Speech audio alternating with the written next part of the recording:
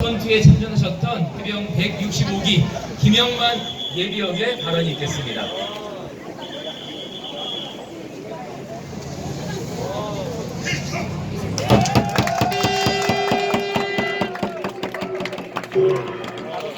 여기에도 보이는데 자수했던 일. 한번 해병은 영원합니다. 그 말이 나이가 80이 돼서 이렇게 절감할 줄을 알았습니다. 저는 경 165기 김영만입니다.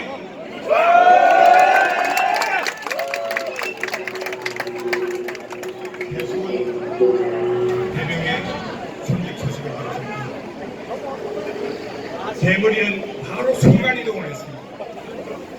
바로 짜빈둥 전투장으로 날아갔습니다. 그날 밤 내가 도대체 적을 몇 명이나 죽였는지, 내 옆에 있던 저놈들이 금방 있었는데 도대체 어디로 갔는지, 내가 지금 죽을 건지 살 건지 도저히 가늠할 수가 없었습니다. 그 순간 내 머리를 쇠망치로 뒤통수를 치는 것 같은 통증이 왔습니다. 그리고 쓰러졌습니다. 짧으면 1초 2초, 길면 3초 4초. 제가 죽는 날에 일어났습니다. 그때 내 눈앞에 확 떠오르는 얼굴이 있었습니다. 바로 어머니의 얼굴이었습니다. 어머니 얼굴을 보고 엄마 소리도 지를 못하고 그대로 기절해버렸습니다. 세수군 선병이 그랬을 거라는 생각을 하니까 저도 모르게 돋보에 뜨거운 눈물이 흐르면서 분노가 치솟아 올랐습니다. 사병의 병의 목숨을 파리 목숨처럼 생각하는 지휘관들이 있습니다. 정말 놀라지 않을 수 없습니다. 1966년 9월 말이었습니다. 포항 해병사단 연금장에서 월남 파병을 위한 축전전이 있었습니다. 그날 기억 거의 안 납니다. 무슨 일인지 아무도 기억 안 나는데 공정식 사령관님이 마지막으로 이 말씀을 하셨습니다. 여러분들이 무사하게 임무를 끝내고 1년 뒤 바로 이렇게 건강하고 씩씩한 모습으로 무탈하게 기원하기를 나는 간절히 기원한다. 이렇게 말씀을 하시면서 바로 연단에 선정하셨습니다. 우리가 도열에 있는 대열속으로 들어오셨습니다. 그리고 한 사람 한 사람 눈을 맞추면서 어깨도 두들겨주고 손을 잡아주셨습니다. 공정식 사령관, 하늘과 같이 생각하는 사령관, 제가 찾아오는 순간 아버지 같았습니다. 아버지를 보는 것 같았습니다. 그리고 내가 살아올 수 있겠구나, 이런 생각을 했습니다. 저뿐만 아니라 아마 모두가 그렇게 생각했을 겁니다. 전투 현장에 도착했을 때 내가 살아 돌아갈 수 있다는 것은 환상이라는 것을 깨달는데 불과 2, 3일도 걸리지 않았습니다. 그럼에도 불구하고 기죽지 않고 총탄이 빗발처럼 쏟아지는 전투장에서 애모한 소총을 움켜쥐고 이리 뛰고 저리 뛰고 할 수 있었던 것은 평소 우리 해병 지휘관들이 무엇보다도 제일 우선적으로 챙기고 생각했던 것이 병사들의 생명과 안전이었습니다. 그런 지휘관들이 있었기 때문에 설사 내가 죽거나 부상을 당한다고 하더라도 그분들은 나를 끝까지 책임지 줄 수 있겠구나 생각했고, 또 하나는 죽어도 같이 죽고 살아도 같이 살자는 저들이 약속이 있었기 때문에 용감하게 겁없이 싸울 수가 있었던 겁니다.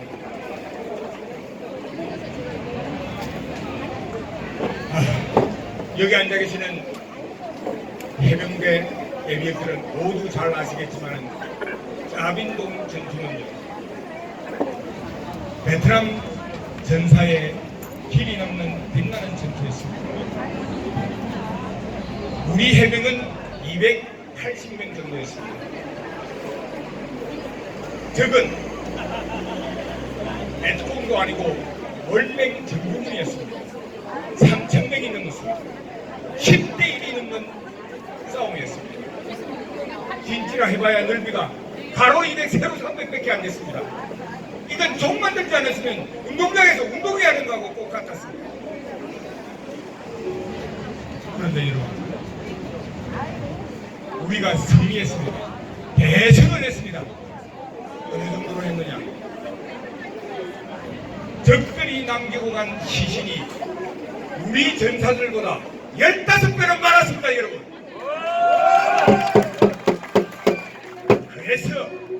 그래서 우리를 보고 신화를 남긴 해명이라고 했습니다. 그리고 그 소식은 우리 대한민국 모든 신문에 대서특필이 됐습니다. 그리고 우리 보고 했던 얘기가 있습니다. 일당백 해명이라고 했습니다. 비올백이 아닙니다. 일당백. 요즘은 개울백 소리를 자주 듣다가 보니까 저도 모르게 일당백 이게 개울백이라고 발음을 바꿔주고 굉장히 조심스러울 때가 많습니다. 정말 안타깝고도 공무스러운 일입니다. 해병대 왜 이렇게 됐습니까? 아니 최고 지휘관들이 자기가 어제 행동을 안 했다고 무조건 시침이 되고 자기 잘못을 몽땅 부하들한테 다 떠넘기고 이게 해병대를 완전히 당나라 군대로 만들었잖아요. 해병대를 당나라 군대로 만든 책임자는 누굽니까 여러분? 다 그래놓고도 입만 열면 안보야. 입만 열면 안보 선제 타격 안보 좋아하시면 저는 윤석열 대통령 안 보는 게 대한민국 최고의 안보라고 생각합니다.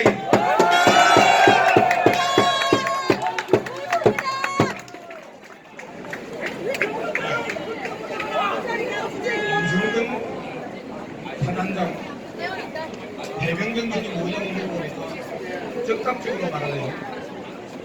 정의와 자유라고. 해병정신은 안에서 모으는 게 해병정신이 아닙니다. 해병정신은 머리에서부터 발끝까지 온몸의 해병정신으로 똘똘 뭉쳐있어야 됩니다. 그래서 우리를 보면 적극적으로 발휘하고 적극적으로 대응하는 것이 그게 바로 해병정신을 실현하는 것입니다. 그걸 누가 있습니까? 박정훈 대령이었습니다, 여러분. 해병정신을 지킨 것은 박정훈 대령입니다. 그리고 이제 박정훈 대령은 해병정신을 실현했을 정도가 아니고 박정훈 대령 그 자체가 바로 해병정신입니다, 여러분. 그래서 박정훈 대령의 명예회복은 반드시 실현되어야 하고 박정훈 대령의 명예회복은 바로 해병대의 명예회복이고 해병대의 명예회복은 대한민국 국군의 명예회복이고 국군의 명예회복은 바로 국가를 지키고 우리 풍무경제를 지키고 이것이 우리가 해야 될 최고의 안보라고 저는 그렇게 생각합니다. 반드시 명예회복 필요합니다. 그것이 뭐 국정조사를 통해서 하든 국감을 통해서 하든 특검을 통해서 하든 반드시 우리 똘똘 뭉쳐서 단체를 내죠. 자, 옛날에 우리가 외쳤던 구호 정말 많이 외쳤는데 지금도 외치고 있어요. 안 되면 안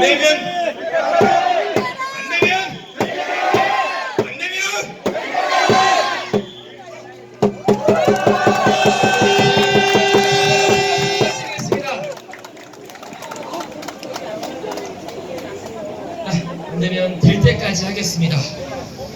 다음은 소령 출신이자 해관 46기 조영 예비역의 발언이겠습니다.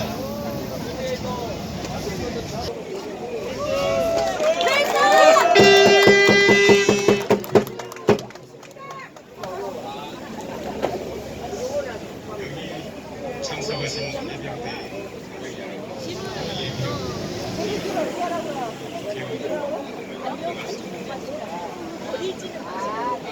오늘 해병사들은 지금 이는 재변 사건과 가장 맹추하게 박정훈 계획을 박정훈 계획에 대해서 지금 재변 사건이라고 이렇게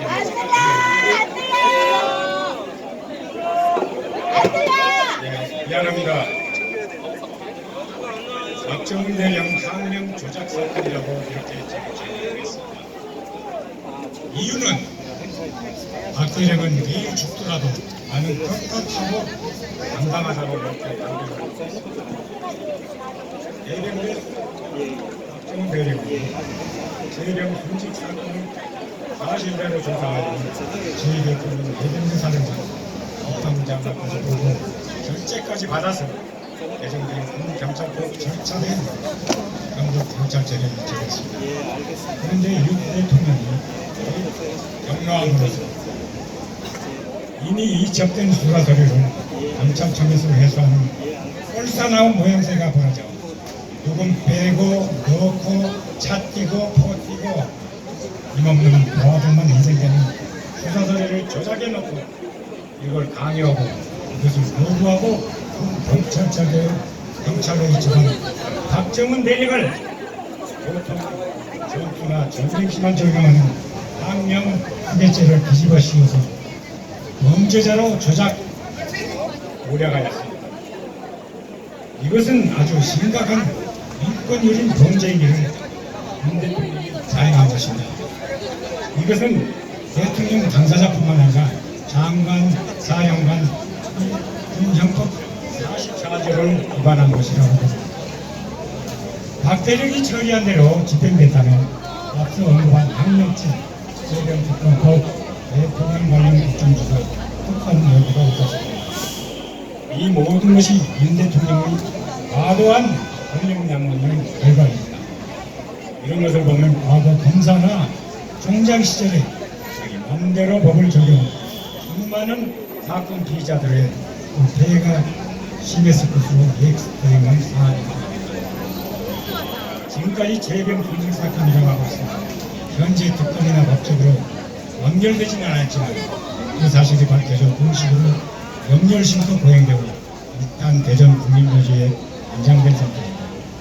그런데 계속해서 재병 이름을 언급할 시 어떻게 지하에서 편히 잠들지겠으며 아무래도 언론에서 언급될 때마다 보고 싶은 아들을 생각하고 있습니다.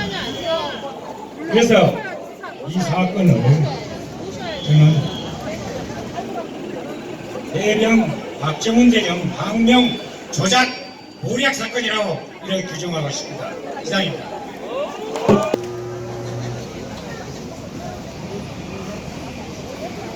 네, 이어서 민간 잠수사이자 해병 794기 최진수 예비역의 발언이 있겠습니다.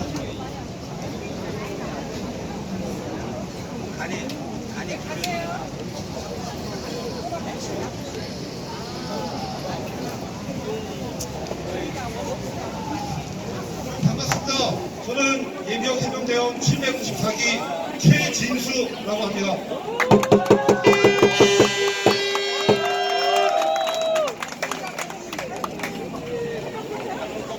제가 전역한 후에도 무적 해병대, 50장대 해병대 일원으로서 자부심을 가지고 살았던 이유가 무엇이었습니까? 해병대의 찬란한 역사와 전통도 있었지만 친구처럼 이런 형님처럼 대원들을 대해주며 존경스럽고 군인다운 모습으로 솔선수범했던 지휘관들과 해병 전우들이 있어서였습니다. 그러나 지금은 해병대 출신이라는 자부심이 창피함과 쪽팔림으로 바뀌었습니다. 왜이겠습니까? 맞습니다. 부하들에게 책임을 뒤집어 씌운 해병대 일사단장 임성근과 사령관 김계한 같은 비겁한 꼰대들 때문입니다. 저는 세월호 참사 때 활동했던 민간 잠수사였습니다. 그때 가졌던 답답함과 분노는 10년이 지난 지금도 여전히 가지고 있습니다. 왜냐하면 제대로 된 진상규명과 처벌이 없었기 때문입니다.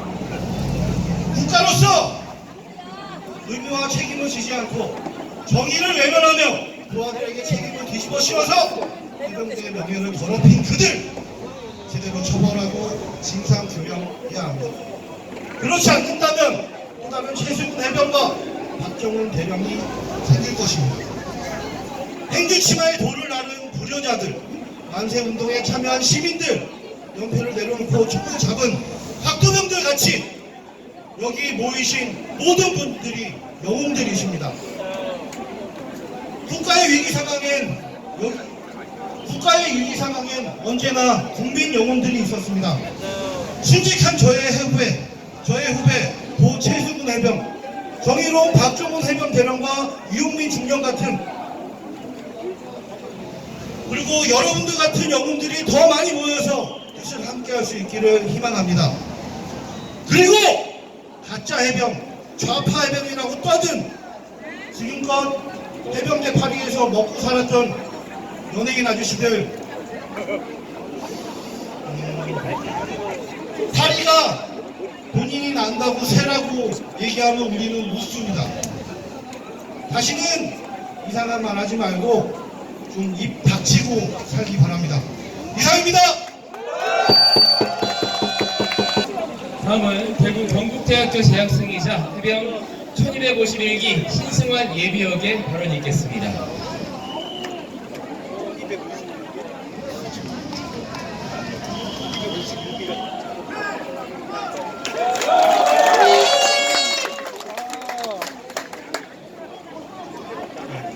안녕하십니까. 병 1251기 해병대 예비역 신승환입니다. 저와 40기수 정도 차이가 나는, 그리고 저를 따라 해병대에 간 제 친동생과는 불과 10기수 차이가 나는 병 1291기 최승원 해병이 순직한 지 1년이 다 되어가는 현재, 저는 사건을 접한 뒤로 어느 때보다 자주 저의 군생활 시절을 떠올려봅니다. 작업이나 훈련을 나갈 때 어떤 마음으로 나갔는지 떠올리며 몇 번이나 제 자신에게 물었습니다. 내가 최수근 해병과 같은 자리에 있었다면 나는 어떻게 했을 것인가. 몇 번이나 생각했지만 저는 제 눈앞에 휩쓸릴지 모르는 거센 물살일지라도 뛰어들 수밖에 없었을 것이고 또 기꺼이 뛰어들 것이라 생각했습니다. 뛰어들 수밖에 없는 이유는 명령이기 때문입니다. 그리고 기꺼이 뛰어들 수밖에 없는 이유는 함께 생활하는 선임, 후임, 간부 해병들에 대한 전우애 때문일 것이고, 둘째로 대대장 그리고 사단장, 사령관과 같은 해병대 참모들에 대한 존경 때문일 것입니다. 그리고 그들의 지휘와 명령에 의한 작전과 체계에 대한 존중이 있기 때문일 것입니다. 그리고 그런 전우애, 존경, 존중과 더불어 해병대에 대한 믿음이, 대한민국이라는 국가에 대한 믿음이 있었기 때문에 저는 제가 최수근 해병과 같은 자리에 있었더라도 그 물살 속으로 뛰어들 것이라 생각했습니다. 또 최수근 해병 또한 다르지 않았을 것이라 생각하고, 여기 계신 많은 선배 해병분들도 예비역분들도 다르지 않을 것이라 생각합니다. 그러나 최수근 해병이 믿었을, 또 저희가 믿었던 해병대라는 군과 국가는 최수근 해병의 주목 앞에서 어떤 모습을 보이고 있습니까? 자신들의 이익에 눈이 멀어 사건에 대한 진실을 가리려 부정하고 거짓말하다가 하나씩 진실이 드러나니 이제는 법적으로 문제가 없다고, 책임이 없다고 변명하면서 그 믿음과 존중을 철저히 배신하고 있습니다. 그렇게 허망하고 억울하게 한 청춘이 죽을 수 있는 국가에 저희 청년들은 어떻게 자신의 청춘을 바치겠으며 자신의 가족 혹은 지인을 군대에 보낼 수 있겠습니까? 그런 죽음에 전 국민이 주목하는데도 모른 척하고 거짓말하는 군과 국가를 우리는 어떻게 믿고 그곳에 무엇을 기대할 수 있겠습니까? 뻔뻔하고 파렴치한 그들 때문에 셀 수 없이 많은 청춘의 일생의 혹은 목숨의 희생을 통해 만들어진 해병대를 비롯한 군에 대한 믿음을, 국가에 대한 믿음을 무너뜨리고 있습니다. 더 이상 부정하게 쌓아올린 자신의 자리에 대한 안위를 지키기 위함이 아니라 국가와 국민의 안위를 위해 특검 수용하십시오. 더 이상 국민들을 실망하게, 불안하게 하지 마십시오. 더 이상 분노하게 하지 마십시오. 지금이라도 특검을 수용하고 사실말을 말하는 것이 군인으로서, 공직사로서, 한 인간으로서 가치를 지킬 수 있는 마지막 기회가 될 것입니다. 감사합니다. 있습니다. 네.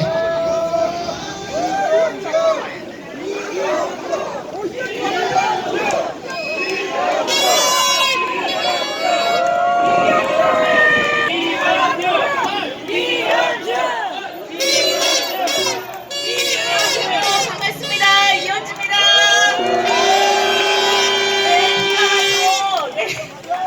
비가 와도 이거 해야 되겠죠? 네. 감사하겠습니다. 네. 안녕하세요. 우리 해병대 예비역연대 여러분. 저는 해병의 딸 이현주입니다. 제가 오늘은 국회의원으로서가 아니라 해병 가족으로서 한 말씀 드리겠습니다. 저희 아버지는 해병대 128기고요. 네, 그래서 항상 우리 해병의 딸로서 해병 정신에 가득 찬 아버지 때문에 고생을 많이 했습니다. 새벽에 항상 새벽같이 일어나서 집 앞에 있는 운동장 새벽에 일어나서 구보하라고 막 해가지고 아버지랑 많이 싸웠습니다. 네. 지나가다가 태극기만 보면 갑자기 서가지고 국기에 대한 경례하라고 그래가지고 아버지랑 많이 싸웠습니다. 네, 그리고 저는 아들을 둔 엄마로서 앞으로 우리 아들들이 군대를 가야 되는데 이런 나라에서 우리 엄마들이 어떻게 아들들을 군대에 보내야 하나 걱정이 태산입니다. 우리 최혜명이 물에 빠져 죽었다는 소식을 들었을 때 정말 가슴이 아팠습니다. 그렇지 않습니까? 윤 대통령은 아들을 보내보는 엄마의 마음을 눈꽃만치라도 이해하는지 모르겠습니다. 윤 대통령은 군대 가기 전에 자신의 자유가 제한된 상태에서 몇 년을 허비해야 하는 이 수많은 대한민국의 젊은 우리 아들들의 마음을 눈꽃만치라도 이해하는지 저는 잘 모르겠습니다. 그분은 군대를 안 갔죠. 혹시라도 군대 간 사이에 우리 아들들한테 무슨 일이 생길까 엄마들은 마음이 조마조마합니다. 저 아들은 아직 안 갔지만 앞으로 가야 될 날이 있는데 저는 안 보내고 싶어요. 솔직히 말씀드리면 맞습니다. 그렇게 얘기합니다. 군대 간 젊은이들한테 야 군대 가서 억지로 무슨 일 시키면 하지 마라. 그거 왜 하냐. 그거 목숨 거는 일 왜 하냐. 만약에 진짜 위험하면 하지 마라. 이렇게 얘기하고 싶습니다. 맞습니다.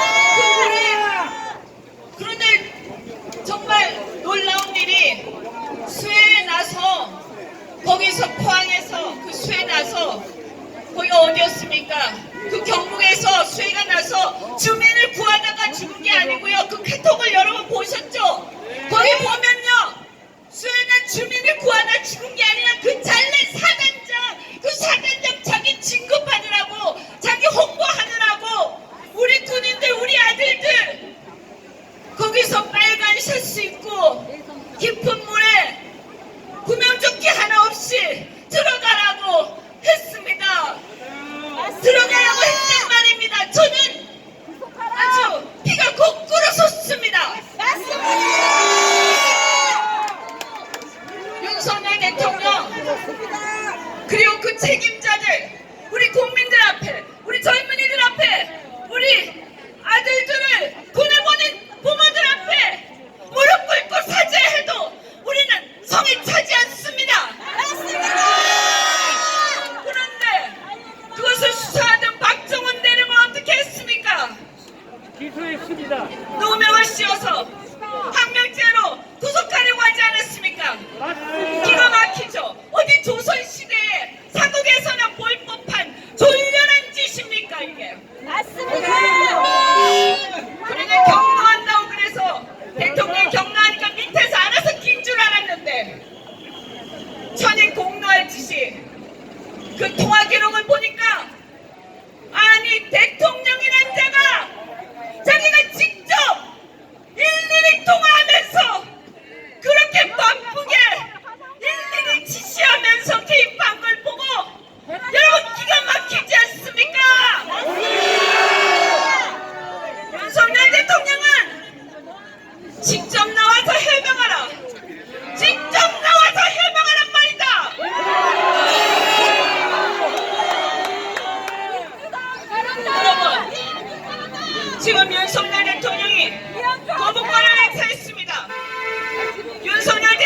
해병대원이 또 거부권을 행사할 것 같습니다. 이 세상 어느 천지에 자기가 가장 혐의를 받고 있는 이 어마어마한 상황을 두고 가장 범죄자로 혐의를 받고 있는 자가 어디 감히 수사를 거부한단 말입니까?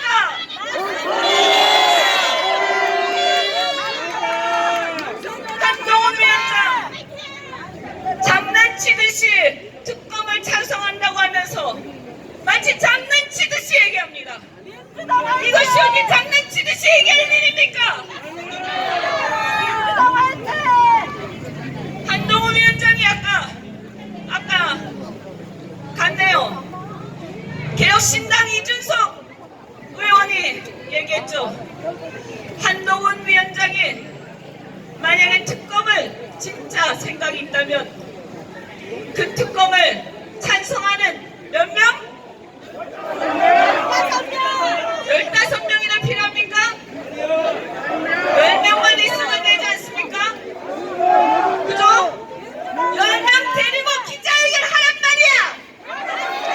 어디서 장난치면서 지금 국민들은 죽을 지경인데 장난치면서 자기가 전남대에서 당대표 되고 싶으니까 국민들 데리고 장난치는 거야. 한동훈 위원장은 진정성이 있으면 기자회견에서 8명이든 10명이든 데리고 기자회견 하세요. 만약에 진짜 그렇게 하면 저 이현주 최소한 저는 한동훈 특검 저는 반대할 겁니다. 맞습니다. 저는 윤석열 대통령은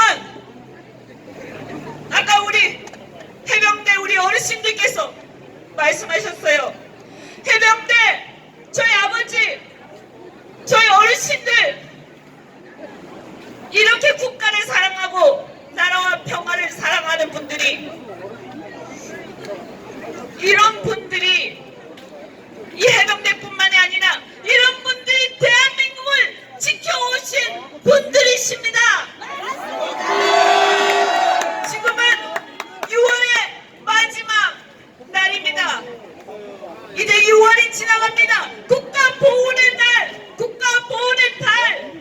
나라를 이 대한민국을 지켜오신 분들이 바로 이런 분들입니다. 이렇게 대한민국을 지켜오신 분들, 나라를 지키는 이런 분들 앞에 윤석열 대통령은 똑바로 말씀하셔야 합니다. 윤석열 대통령, 나라를 지키는 자가 바로 대통령입니다. 그런데 대통령이 국가 기강을 앞장서서 무너뜨리고 있다면 그 자는 대통령의 자격이 없습니다.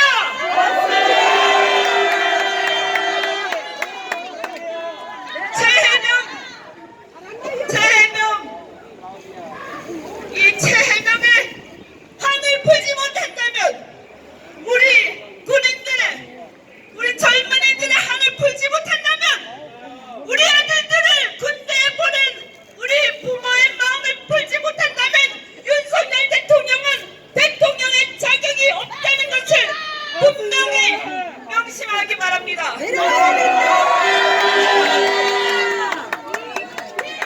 고맙습니다. 우리가 반드시 우리는 이길 것입니다. 대한민국을 반드시 지켜낼 것입니다. 나라를 반드시 바로 세울 것입니다. 여러분 끝까지 힘내겠습니다. 다 같이 함께 대한민국을 지켜냅시다. 고맙습니다. 해병가족으로서 현재도 해병대원의 어머니이신 윤계숙님의 발언이 있겠습니다.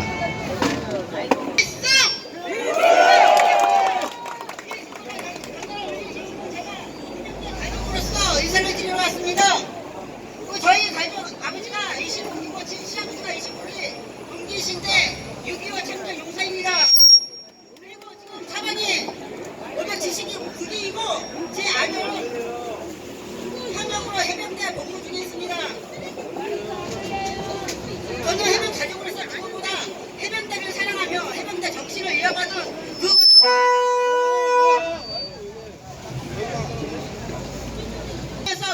옷이 바뀌도록 귀에서 피가 나올 정도로 보고 듣고 배워 그런 해병대 자손입니다.